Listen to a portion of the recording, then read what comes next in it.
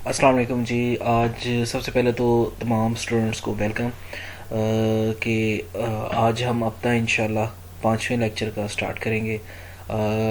और ये हमारा लेक्चर जो है वो I com second year business statistics के चैप्टर नंबर 4 से रिलेटेड है। और जैसे कि हम अपने चैप्टर नंबर लेक्चर नंबर 4 में इंडेक्स नंबर का कुछ ओवरव्यू ले चुके हैं कि इंडेक्स नंबर है क्या, तो इंडेक्स नंबर के है क्या, इसकी ज़रूरत क्यों पेश आती है, रियल लाइफ में हम इसको क्यों यूज़ करते हैं, इस इसके क्या इसकी क्या प्रैक्टिकल इम्प्लीमेंटेशन है हमारे रियल लाइफ पे। ये तमाम चीज़ें तो हम लेक्चर नंबर 4 में थॉरोली डिस्कस कर चुके हैं। आज का हमारा जो सबसे मेन टॉपिक है वो ये है कि जब भी किसी भी इंडेक्स नंबर को कंस्ट्रक्ट किया जाता है या कभी भी सबसे पहले जब भी किसी भी इंडेक्स नंबर को कंस्ट्रक्ट किया जाता है तो ऐसे कौन से मेन पॉइंट्स होते हैं कि जो उसकी कंस्ट्रक्शन के लिए ज़रूरी होते हैं। इसको आप इस तरह समझ सकते हैं कि फ़र्ज़ करें कि आपके पास एक वेरिएबल है शुगर, और आप चाहते हैं कि पिछले 10 सालों में शुगर की कीमत में जो दिन ब दिन इजाफा हुआ है या कमी हुई है, इसको आप मैयर करना चाहते हैं। तो अब आप चाहते हैं कि किसी तरह आप पिछले 10 सालों का कंपैरिजन कर सकें कि पिछले 10 साल पहले शुगर की क्या कीमत थी और उस वक़्त उसकी क्वांटिटी क्या थी, उसकी क्वालिटी क्या थी। ये तमाम चीज़ें आप मैयर करना चाह रहे हैं और साथ आप ये देखना चाह रहे हैं कि शुगर की 10 साल पहले प्राइस क्या थी और आज प्राइस क्या है, आज की क्वालिटी में आज की प्राइस में कितना डिफरेंस आया। तमाम ये चीज़ें मैयर करने के लिए आपको पता है हम एक स्पेशल टेक्निक यूज़ करते हैं जिसको इंडेक्स नंबर कहते हैं। तो और इंडेक्स नंबर क्या कहते हैं, अगर आपने इंडेक्स नंबर को अंडरस्टैंड करना है तो इंडेक्स नंबर को अंडरस्टैंड करने के लिए सबसे पहले आपको किसी भी काम को करने के लिए जो आप कोई भी स्टेप ले रहे होते हैं उस स्टेप को लेने के लिए कुछ ना कुछ उसके कुछ मेन स्टेप्स होते हैं। उस किसी काम को परफॉर्म करने के कुछ असूल होते हैं, उन पे अपनी नज़र दौड़ाना बहुत ज़रूरी होता है। जैसे कि हम अपने मेन टॉपिक पे आते हैं जिसका नाम है necessary steps for construction of index number. एक इंडेक्स नंबर को कंस्ट्रक्ट करने के लिए कितने मेन पॉइंट्स की ज़रूरत होती है या कौन कौन सी ऐसी काम की चीज़ें होती हैं जो कभी भी जो ज़रूरी होती हैं एक इंडेक्स नंबर को डेवलप करने के लिए। तो हम अपनी सेकंड स्लाइड पे जाते हैं और देखते हैं कि ऐसे कौन से की पॉइंट्स हैं जो बहुत ज़रूरी हैं एक इंडेक्स नंबर को कंस्ट्रक्ट करने के लिए। तो ये आगे हैं जी, हम इंशाल्लाह हम अब पहुंच गए अपनी सेकंड स्लाइड पे। यहाँ पे लिखा हुआ है necessary steps required for the construction of index number. यहाँ पे लिखा हुआ है जी वो कौन से मेन स्टेप्स हैं जिसका होना बहुत ज़रूरी है। किस चीज़ के लिए ज़रूरी है जी, एक इंडेक्स नंबर को स्टडी करने के लिए। तो इसमें सबसे पहला जो मेन स्टेप है वो लिखा हुआ है highlight the purpose for constructing index number.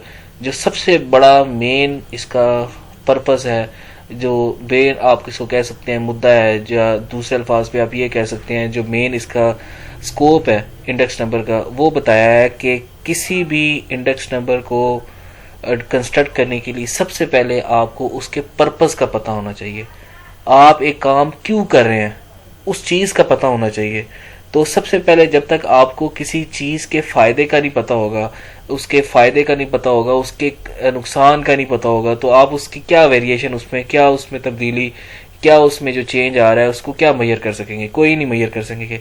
तो कोई भी इंडेक्स नंबर डेवलप करने के लिए, कोई भी किसी भी चीज़ में वेरिएशन मैयर करने के लिए जो आप एक सिंपल टेक्निक यूज़ कर रहे होते हैं जिसको आप इंडेक्स नंबर कहते हैं, उसको कंस्ट्रक्ट करने के लिए जो सबसे बड़ा पहला स्टेप होता है वो होता है उसका पर्पस। कोई भी काम करने से पहले उसका पर्पस पता होना चाहिए।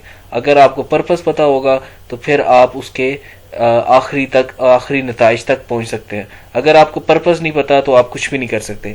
सेकंड स्टेप है जी सिलेक्शन ऑफ आइटम।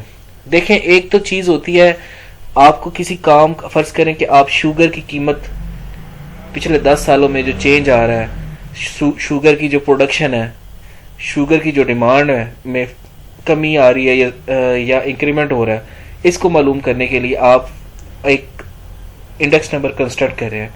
तो यहाँ पे जो सेकंड इसने स्टेप दिया है, सिलेक्शन ऑफ आइटम, आपको किसी ना किसी आइटम को सिलेक्ट करना पड़ेगा जिसमें आप वेरिएशन मैयर करना चाह रहे हैं। जैसे कि मैं थोड़ी देर पहले मैंने आपको एक एग्जांपल दिया है कि मैं ये चेक करना चाह रहा हूँ कि पिछले 10 सालों में चीनी की प्रोडक्शन में या चीनी की डिमांड में कितना इंक्रीमेंट हुआ है, कितना डिक्रीमेंट हुआ है, या उसकी प्राइस में कितना इंक्रीमेंट हुआ है, कितना डिक्रीमेंट हुआ है। तो यहाँ पे ये जो शुगर है वो हमारे पास आइटम है, यानी हम शुगर की कीमत में जो कमी हो रही है या ज्यादती हो रही है पिछले 10 सालों के दौरान जो हमें देखने में नज़र आ रही है, तो इस पे फोकस कर रहे हैं। तो इसका मतलब है यहाँ पे हमारे पास असल में हम शुगर में की कीमत में जो चेंज आ रही है वो मेजर कर रहे हैं। और शुगर खुद क्या है, एज ए एक आइटम है। ठीक है, आप शुगर की जगह आप ये भी चेक कर सकते हैं कि पिछले 10 सालों के दौरान कितने एक्सीडेंट हो चुके हैं।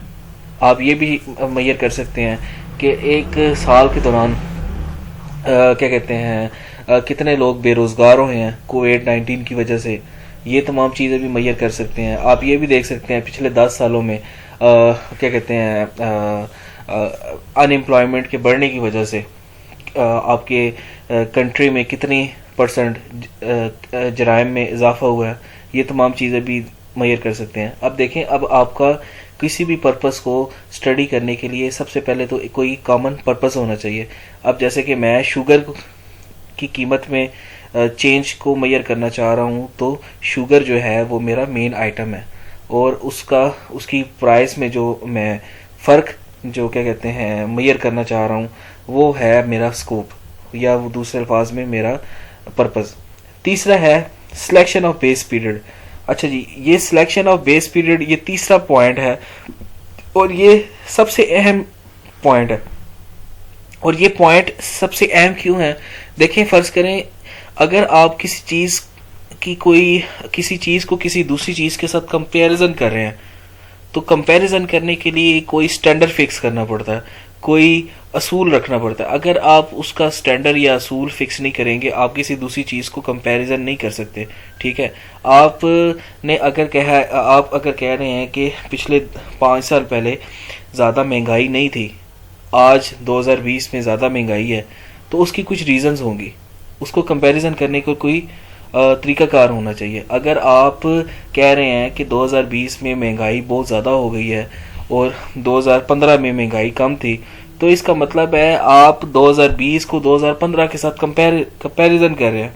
और कंपैरिजन करने के लिए एक स्पेशल क्वांटिटी होनी चाहिए जिसके बुनियाद पे आप कंपैरिजन करेंगे। ठीक है, और वो क्वांटिटी क्या होगी? उस क्वांटिटी को कहेंगे बेस पीरियड, यानी आप किस टाइम से किस टाइम तक किसी चीज़ को कंपैरिजन कर रहे हैं, ये उसका दूसरा बड़ा मेन पर्पस है। तीसरा है जी, आपने इंडेक्स नंबर पे कौन सी एवरेज की टाइप यूज़ करनी है। क्या आप मीन फाइंड करना चाह रहे हैं? क्या आप मीडियन फाइंड करना चाह रहे हैं?